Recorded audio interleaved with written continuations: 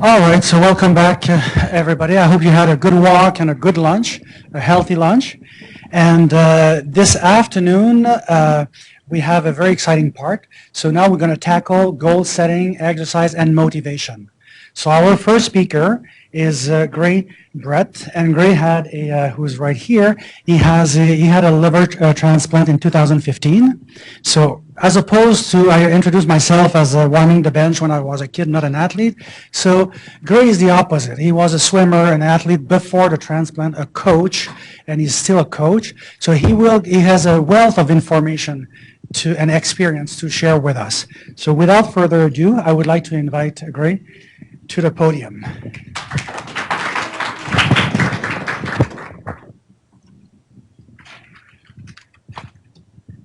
So because it's recorded, if you can wear this. Sure.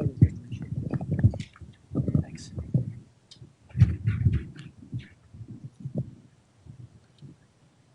Good afternoon, everybody. My name is Gray, and I really appreciate you giving me the opportunity to speak with you today. I'm excited to be a part of the launch of the Fit for Life initiative. So I'm going to tell you a little bit about myself and my fitness background and how I came to be speaking with you today.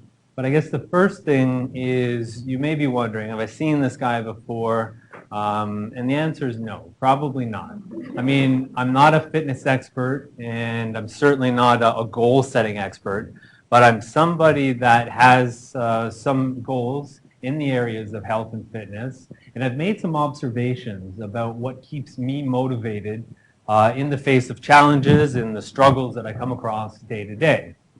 So what I want to talk to you all about is the concept of goals. And I'd like as much as possible to hear from some of you in the audience about what keeps you motivated and at times what makes you have struggles and challenges along your journey. So my hope today is that you'll walk out of this presentation with some sort of assistance or guidelines or hope even to get some sort of goal setting involved in your health and fitness future. As Claude mentioned, I received my liver transplant in June of 2015. And it hasn't been smooth sailing since. I've had a number of complications, and I had the strong inclination at times to coast, to think that, you know, I've already been through a lot. Maybe I'll just put my fitness and my health, sorry, not my health, my fitness and my exercise off into the future at some times. Because I know one thing about myself, I'm a procrastinator. And I'm sure that some of you may relate to yourselves as procrastinators as well. I'd like to ask a show of hands, who considers themselves a procrastinator? Excellent, that's fantastic, thank you. And I'm sure there are even some people in the audience that are procrastinating on even putting their hands up. So that's what's really great about the goal of the Fit for Life project. It calls us to be physically active and start a process from wherever we are on our personal journeys. So today I'm going to talk about different types of goals. I'm going to talk about how we can remain accountable to ourselves and other people, and a few other little tidbits that I have that I think might help. Does that sound good? Excellent. So, yes, there we go. A bit about me. I'm 38 years old. By profession, I've worked internationally as an executive recruiter, but my true passion has lied and will always lay in fitness and exercise and activity. I've studied and taught Muay Thai, and I'm a TACFIT certified trainer with a specialization in joint mobility and restorative exercises. My amazing wife, Carla, and my daughter, Charlie, who's larger than life, is here with me today. And I have a good support system of friends and family. My parents live just outside of the city, and to be honest with you, they still spoil me too much. I've been active all my life. I've always loved playing outside. Didn't matter what the weather was. I just like climbing and running and jumping. whatever it was. I got involved in soccer, in hockey, some baseball, but it wasn't until I got into the pool and started swimming that my talent really began to show itself. I quickly joined a team at the age of 7 and settled into the lifestyle of swimming 6 days a week, 2 hours a day. And I found myself traveling all over Canada, competing against the best from other clubs. And I was actually nationally ranked at the age of 12. When I got into high school, I started snowboarding and skateboarding, and I continued that for many years.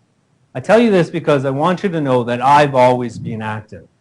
I've always liked pushing my limits and testing myself against other people. In 2005, at the age of 25, I was diagnosed with primary sclerosing cholangitis. It's an autoimmune disease that affects the liver. It's progressive and incurable, and I was told that I would eventually need a liver transplant. So, of course, as a young guy who was otherwise healthy and active, this came as quite a shock. And I didn't know what else to do, so I did what was logical to me, and I decided to learn Muay Thai. And Muay Thai is a martial art that comes from Thailand. It used to be the fighting system of the Thai army when they were without their weapons. And it's specifically designed to inflict the maximum amount of damage to one's opponent in the shortest amount of time. Like kickboxing, it uses punches and kicks, but it takes things 2 steps further by using elbows and knees as weapons. I think subconsciously, I was trying to prove to myself that I was still tough and I could take this on. But I dove headfirst into studying everything I could about Muay Thai. I trained as much as I could, and I watched my strength and my endurance and my cardio shoot through the roof. I was stronger than I had ever been, which was interesting because I was sicker than I had ever been, or so they were telling me. Eventually, I became skilled enough where I was teaching, and I was holding classes 6 days a week. After I was diagnosed with PSC, I decided to explore the ways that I could extend my life pre-transplant. So I monitored everything that I ate and that I drank. I didn't actually smoke before, but I was thinking of my liver as a filter for everything that I took in. But my goal was clear. I wanted to live as long as I possibly could before I had to have my transplant. So my liver actually, and the doctors told me that I had 7 years before I would require a transplant. And in the end, it was at the 10-year mark that I received a donor organ. Now, during the time from my diagnosis to my liver failure, I achieved many goals. I became highly skilled at Muay Thai, and I was running a very successful gym. I had chased dreams of traveling, and I got married, and I had a daughter. And to me, this was the power of goal setting. My goal today is to have you consider ways that you can take on goals and challenge yourselves in the same way that I have, and being able to weather any storms or adversity that comes your way. Again, does that sound okay? Perfect. So when my liver failed in May of 2015, I was quickly hospitalized, and I remained in the care of the University Health Network until I received my liver on June 20th. And it wasn't smooth sailing after that. I fell ill with pneumonia, and I was put on a ventilator for 8 days. And when I was taken off the breathing machine, I remember having a conversation with myself. I told myself that I was going to be stronger and more fit than I had ever been before my transplant. And at the time, that was huge because I was a shell of my former self. I weighed significantly less than I had ever weighed before in my life. All of my muscles had atrophied, and I needed help to eat. I figure, what's a goal if it's not ambitious? So, what is a goal? A goal is a desired result or a possible outcome that a person or a system envisions, plans, and commits to achieve. It's a personal or organizational desired endpoint in some sort of assumed development. Now, here's why I think goal setting is so important. Goal setting provides short-term motivation and promotes long-term vision. When it's done most effectively, goal setting allows you to recognize any fear or inner conflict or limiting self-beliefs that could sabotage your efforts to achieving anything, really. So, for the sake of keeping some examples in mind, I'd like to ask any one of you to share a goal. Doesn't have to be fitness related. It can be, but maybe share a goal with the rest of us that you're presently working on. Is there anybody that wants to share? Yes, thank you very much. You just want to start? That's fantastic. Okay, thank you very much. So let's keep that in mind and everything else, and I'll share a couple of my goals, and let's keep these goals in mind as we go over the next few parts of this presentation.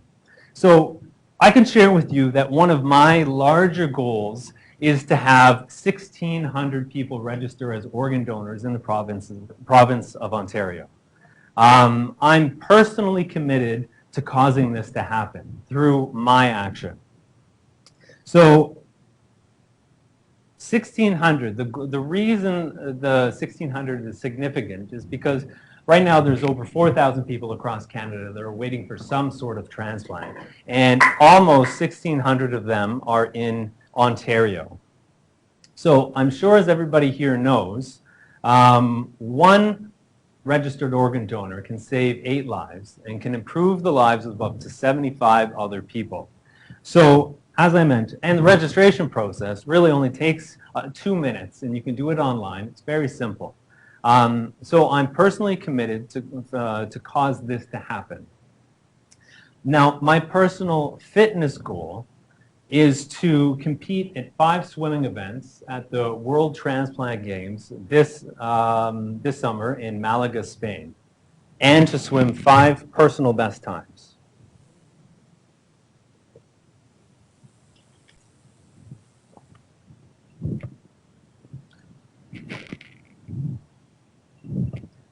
Now, some of you might be familiar with the SMART goal framework.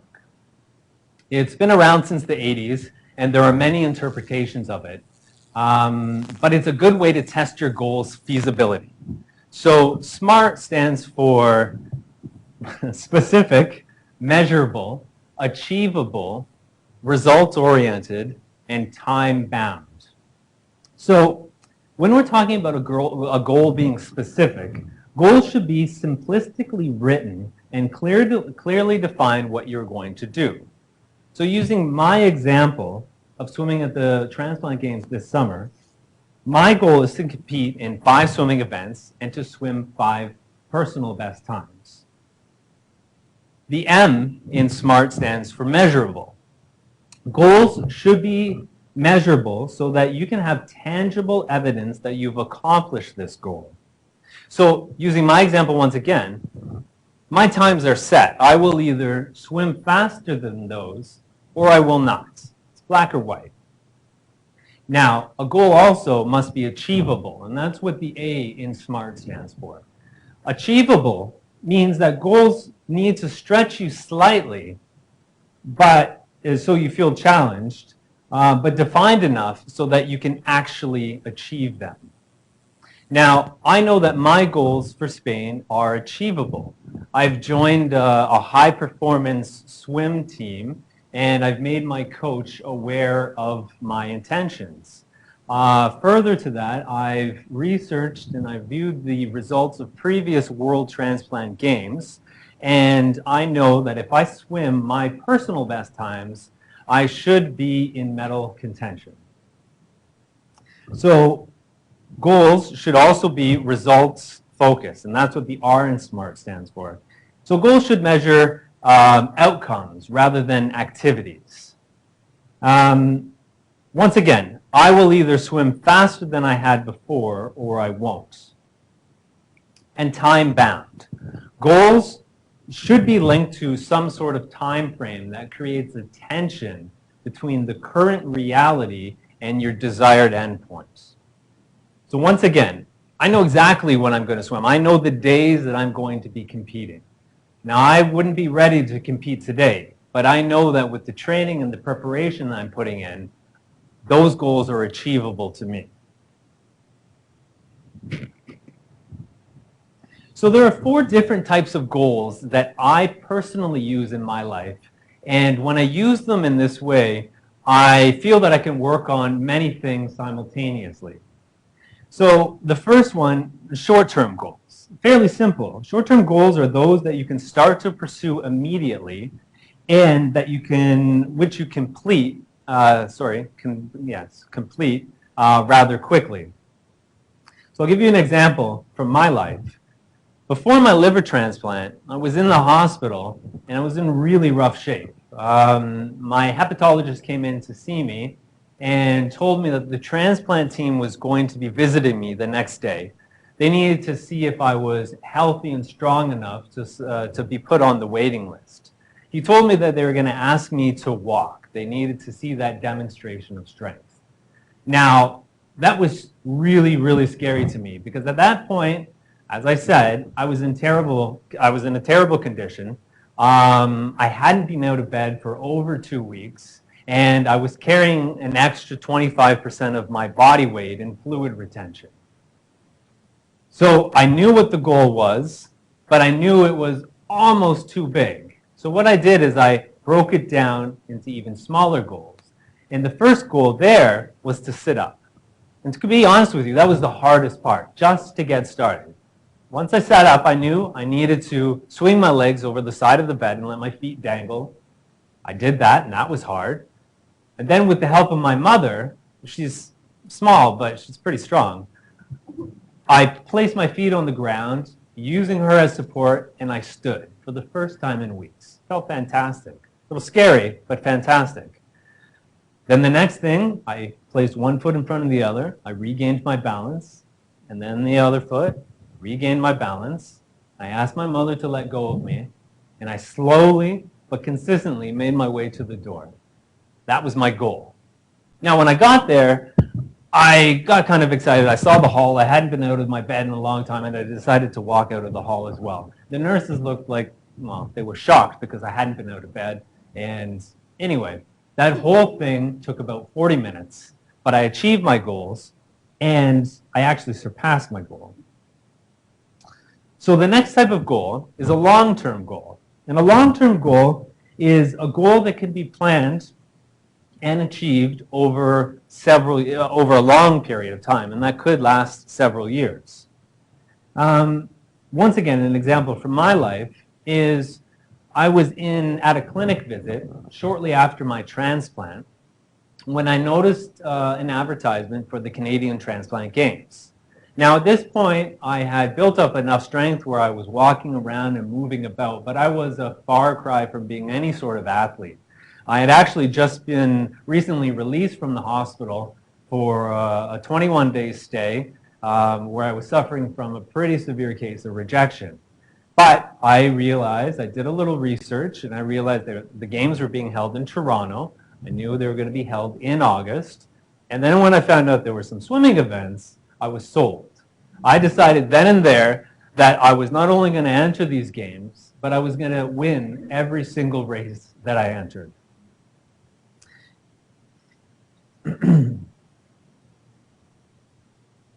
So at that time, I developed a plan that I was going to do this. I got a lane membership with the lane swimming membership at the City of Toronto pools. I started a bit of a swimming routine. I was telling everybody that I was coming across exactly what my intentions were, and slowly but surely I started to regain some strength. And I was starting to feel more comfortable in the water, and I actually regained a love that I once had for the water that I had forgotten all about. Now, during that time while I was preparing for the games, I was hospitalized a further 4 times.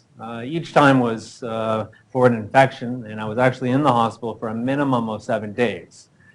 So it took me off my training schedule. But because I had the goal in mind and I knew exactly what that goal was and when it was, I knew what I needed to do as soon as I got out of the hospital. So to me, the goal was real and it was concrete, and that's a must. Defined goals.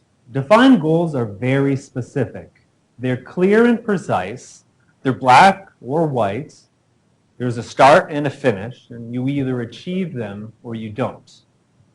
So my Goal Embassy project of registering 1,600 new organ donors is an example of a defined goal. I can ask for assistance to help me achieve that goal, and I can set little short-term goals within that goal as well, but the goal itself is set and defined. Now, in contrast to that, we have something called undefined goals. Now, undefined goals are not clearly defined, nor are they specific. They can be a general direction or a somewhat familiar path or an objective, but the path may change and alter from time to time. But still, there is a general idea of something that, that resembles a goal. So me up here talking to all of you is actually me in the middle of an undefined goal that I had. When I was released from the hospital, as I mentioned, I was in pretty rough shape. And what I did inside of my long-term goal of being more fit than I had ever been before, I set a lot of short-term goals. And eventually, I started walking around the block, doing some simple body weight exercises. As you know, I started swimming, and I eventually got back into Muay Thai. Now, along the way in that process, I realized that that was really difficult. I felt alone, and it was difficult even though I had that extremely active background. And I started thinking to myself that other people might be experiencing a similar frustration, a similar difficulty to regaining their health and fitness that I was. So I had the idea of starting my own website, goalembassy.com, and documenting my activities and sharing my activities and what I was up to post-transplant so other people could see. It was just me exercising and talking about exercising and sharing what I was up to since my transplant. I was doing something that was very, I apologize. I was doing something very related to what was only an idea about a year and a half ago.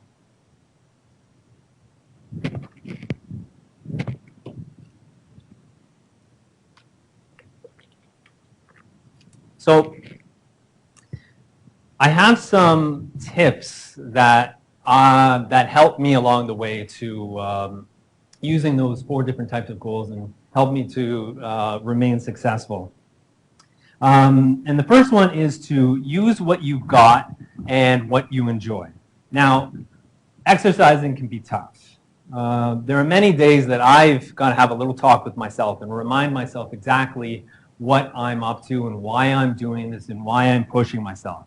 And starting to exercise is even more difficult, and I get that.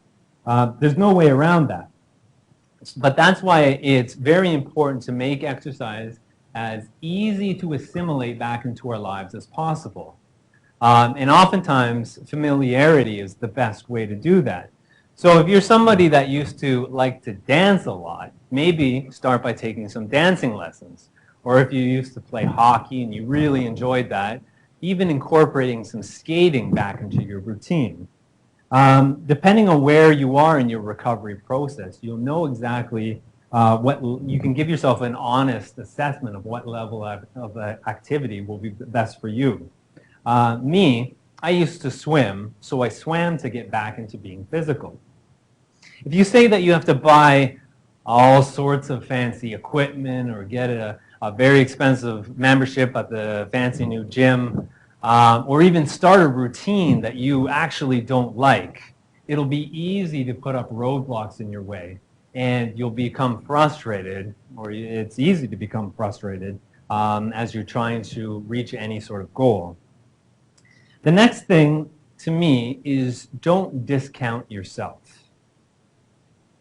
You're worth it. Don't sell yourself short. Don't sell your donor family short or your living donor short. You've been given a second chance at life, and it's a life that's worth investing in. Take the time to develop something that will give you results. Which leads me to holding yourself accountable. Now, when it comes to goals, it's important to talk about them.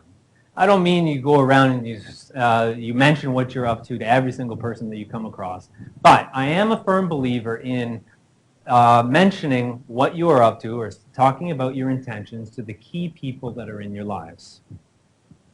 I'm a big believer that once you speak about your intentions, you bring them to life.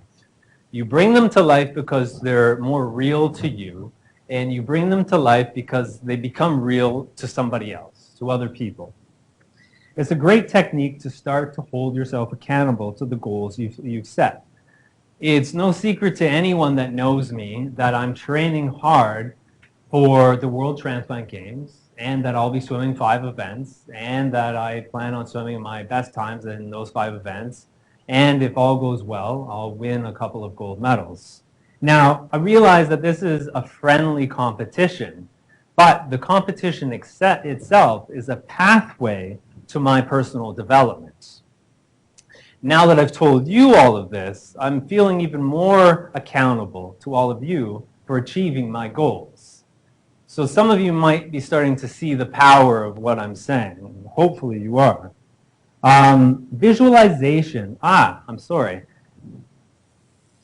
It's speaking about your intention is it's like a little secret superpower that I feel helps us along our ways to achieving our goals. Visualization is another one of those little tools that I like to use. I've seen its benefits, and I think that no matter what your goals are, you can be assisted by using some sort of visualization technique. Now, visualization is defined as the use of a mental image to influence bodily processes, control pain, or prepare for athletic or other kinds of performance. Visualization is simple and can be simply waking up in the morning and picturing in detail everything that you plan on accomplishing that day. You see yourself doing the exercises that you plan on doing that day. See yourself walking through the doors of the gym that you're planning to go that day. Once you get started, you'll see how easy it can be to assimilate visualization into your lives. And the best thing about it is that processes become more familiar because you've been there before. You've already seen it. Before my races, I have a lot going through my mind. And to help me focus on what I plan to achieve, I visualize myself in the race. I see myself through my eyes. I see myself on the starting blocks and diving. I see me swimming to the other side of the pool. I see the turn and me pushing off the wall as fast as I can. I'm visualizing the muscles being used, and I visualize the finish and me reaching to touch the wall. The more real I make it, the better results I feel that I get. And I used this technique a couple of weeks ago when I swam at the 2017 Masters Provincial Championships. I had entered 4 races, and I saw the times that I wanted to swim. And I swam 4 personal best times. Visualization, one thing to remember is visualization can be broad or it can be very specific. And that brings me to work. Now, at some point, we actually have to do the work. Planning your goals is one thing. Spreading your intentions is another. Visualization is great. But at some point, we actually have to get down and do some work. Now, I'm using the word work because I like it. I like the word work. Better yet, hard work. Work it may seem undesirable. It may seem hard, may seem painful. I get that. But for any real change to happen, or for any real goal that needs to, or that you want to have accomplished, working is essential. And if you plan your work and then work your plan step by step, it becomes easier. For me as well, I'm my biggest coach. I know when I'm slacking, and I know if I'm pushing myself. It took a switch in my mind to be flipped, to turn into somebody that actually enjoys being uncomfortable. I enjoy seeking out displeasure to expand my comfort zone. Now, being authentic is something that we all have to do. We have to be our own critic and our own coach. You know when you're working hard and when you're not. And if you rely on the opinions of other people, you may be lulled into a feeling or a sense that you might not have to work as hard as you set out to, or that maybe your goal isn't worth accomplishing at all. It's important to remember that not everybody is going to share your same opinions. And there's nothing wrong with that. The next tip that I have is to ask for help. Don't suffer in silence. If you're feeling frustrated, if you're unsure about what the next step is in your evolution, if you have questions about your exercise practice, ask for help. Share your frustrations and your thoughts and your challenges. And chances are you're not the only person out there going through these difficulties. Seek out the best person. Use your network. Just remember, don't discount yourself.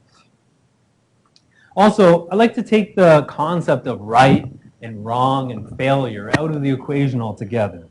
Don't stop trying because you've missed a day or a month at the gym or whatever it is you're using to become more physical. Visualize climbing out of that rut. As the saying goes in combat sports, it's not how many times you get knocked down that counts. It's the number of times that you get back up.